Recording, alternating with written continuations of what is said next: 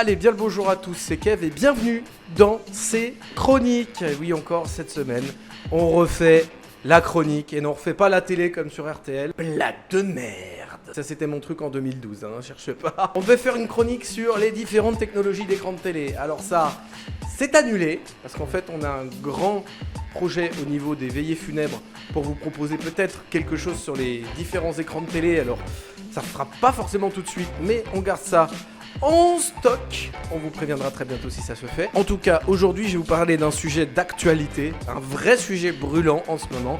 Et je fais partie des nombreux qui ont décidé de quitter Spotify pour Apple Music. Alors oui, certains vont me dire: t'as été 8 ans sur Android, t'as été 8 ans sur Spotify. Qu'est-ce qui fait que t'es passé du côté obscur de la force? La réponse est très simple et elle tient en 3 points. La première, l'augmentation du prix sur Spotify.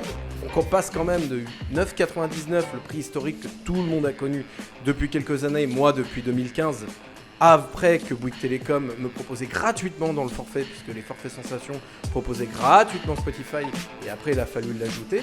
Et Music Unlimited, quand j'étais chez Sony, me proposait de passer sur Spotify, donc c'est ce que j'ai fait.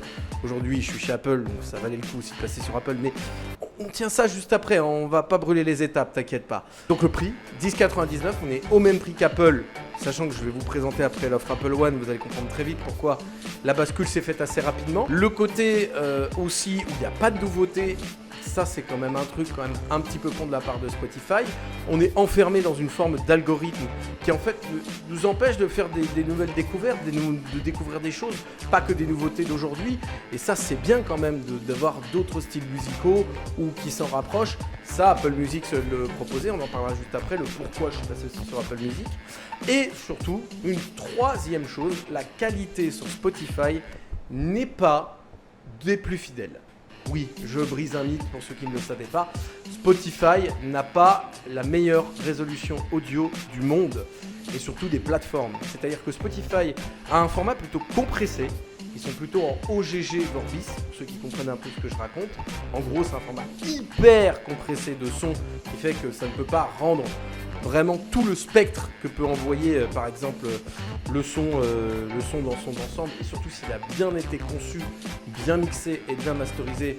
C'était quand même un peu bloquant quoi. Spotify est un peu resté à l'ancienne et est plutôt devenu un réseau social que vraiment un produit pour écouter de la musique et pour les audiophiles. Donc pour le coup, je suis passé sur Apple Music pour 3 raisons. La première, l'audio, la qualité audio, rien à voir, complètement différent. On a ce qu'on appelle le lossless, qui est en fait un format beaucoup plus Dolby Atmos, beaucoup plus spatialisé, avec une résolution du son le plus fidèle, beaucoup moins compressé.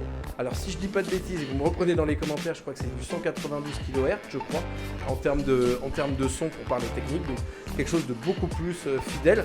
Moi qui ai par exemple des casques Sennheiser, par exemple celui-ci, je peux vous dire qu'il est bien content de retrouver directement un son de qualité. Alors oui, Jean-Kévin il est pété, excuse-moi du peu, je fais comme Villebrequin, c'est pété. Voilà, quand vous avez des casques, des écouteurs par exemple de marque Sennheiser ou autre, que ça soit de bonne qualité et qui prennent en charge le Dolby Atmos et les différents formats, notamment sur Apple Music, vous serez servi avec de la qualité. Deuxièmement, ce qui m'a aussi fait basculer sur Apple Music, le prix est exactement le même, voire moi qui étais déjà chez Apple, j'ai un avantage de taille.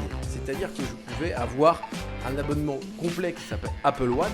J'avais déjà iCloud chez eux en 50 Go. J'avais déjà la musique en essai quasiment. Donc cette fois-ci, je vais avoir l'ensemble des services proposés avec Apple Arcade et Apple TV qui seront proposés à 16,99 par mois. Donc quand on fait le calcul avec les 99 centimes d'iCloud, les 10,99 d'Apple Music, on se retrouvait à peu près à un bon package avec juste 5 € de plus. Donc ça valait le coup peut-être de mettre un peu plus d'argent, sachant qu'avec la Delta, je fais quelques économies ailleurs, donc autant profiter pour faire ça différemment. Aussi, l'avantage d'Apple Music, et peut-être pour moi, le dernier qui est chez Apple, moi qui suis chez Apple, c'est que j'ai pas besoin de réinstaller une appli en fait. J'ai déjà une application musique qui prend en charge Apple Music. Donc moi qui ai un iPhone, un iPad, une Apple Watch, une Apple TV, peut-être une deuxième si un jour je n'ai plus la Delta, c'est quand même avantageux de pouvoir avoir une continuité d'ensemble et surtout quelque chose qui permet de lire à peu près les leçons sur quasiment tous les appareils. Le défaut qu'on n'a pas par contre par rapport à Spotify, deux défauts majeurs, il n'y a pas une sorte de continuité de lecture entre les différents appareils. Chaque appareil aura sa propre musique qu'il écoute. Donc ça peut être une bonne chose comme ça peut ne pas en être une. Alors sachant que vous ne pouvez pas écouter en même temps sur deux appareils. Apple sont très malins, vous avez des forfaits. Hein. Ça sera un forfait famille ou duo pour pouvoir écouter sur plusieurs appareils. Donc ça, faut le savoir. Et puis, une chose aussi importante, et si vous avez Google Home comme moi à la maison, une Google Home Mini et un Google Home comme j'ai à la maison, vous aurez un défaut de taille, vous ne pourrez pas directement caster sur Google Home. À moins qu'il y a des gens dans les commentaires qui savent faire ça, ça m'intéresserait de savoir. Et oui, si j'ai pas l'Apple Watch dans Kevin, c'est qu'elle est en train de charger, hein, cherchez pas. Ne me demande pas dans les commentaires. Alors l'Apple Watch est déjà morte? Non, elle est juste en train de charger, t'inquiète pas. J'ai ces deux défauts, en tout cas pour l'instant, que je repère sur Apple Music. Après, le défaut du Canva, je m'en fous. Franchement, le Canva, on peut s'en passer, c'est pas intéressant. Je pense pas, mon grand, que quand t'es dans ta voiture, tu t'amuses à regarder le Canva. Donc, le Canva, c'est juste pour ceux qui avaient une excuse pour aller sur Spotify de « Ah, c'est des belles images, c'est joli ». On s'en fout, on écoute de la musique.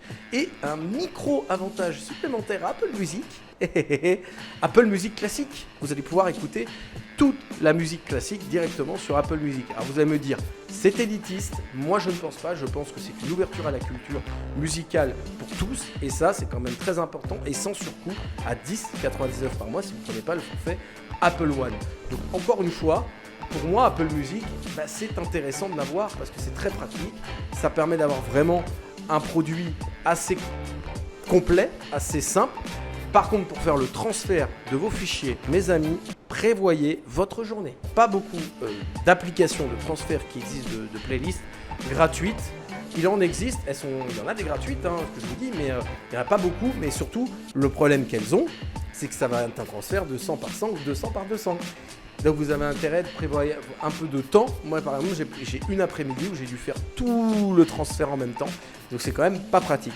Petit avantage, à l'heure où je tourne, on est donc le 20 août ou le 21, je sais plus, bref on s'en fout. Vous avez la possibilité avec Shazam d'avoir 2 mois offerts sur Apple Music. Alors si vous n'êtes pas encore prêt à sauter le pas parce que vous êtes sur une autre plateforme, Tidal, Spotify, on en parlait, Deezer et consorts, je vous invite vraiment à d'abord tester Apple Music, même si vous n'êtes pas sur un iPhone. L'application existe sur Android et elle est vraiment très sympa également. Vous n'aurez pas les fonctionnalités supplémentaires qu'on a nous sur un iPhone avec la musique en local et compagnie, mais ça, c'est pas très grave à la rigueur puisque c'est pas ce qu'on recherche quand on va sur une application de streaming musical. Donc je vous invite vraiment à essayer et à vous faire vous-même votre propre avis. Mon avis, et je le dis en fin de cette vidéo, il est proprement subjectif et il vaut que pour moi. Pour vous, peut-être que mon conseil ne s'applique pas et vous aurez du mal avec Apple Music. Voilà. Mais j'aimerais bien le savoir justement dans l'espace commentaire. Mettez-moi si vous, Apple Music, ça vous plaît, ça vous tente, ça vous donne envie. Et je serais très heureux de lire ça parce qu'il faut savoir que je lis tous vos commentaires tant que je peux le faire et qui sont pour l'instant très peu. Le jour où ils seront un peu plus nombreux, ça sera peut-être un peu plus complexe, mais on essaiera quand même de le faire. Pas forcément d'y répondre, mais moins de les lire, sincèrement, et de prendre ce temps-là ou cette soirée. Sur ce, je vous souhaite à tous une bonne semaine. Vous avez peut-être entendu la clim tourner, je m'en excuse, mais on tourne à 7h. Comme vous pouvez le voir derrière sur la centrale météo, on est quasiment à 28 degrés à l'extérieur, 27 à l'intérieur, donc il fait quand même un petit peu chaud pour faire le tournage, plus la lumière qui me crame la gueule, c'est formidable. Sur ce, passez une bonne semaine et je vous embrasse.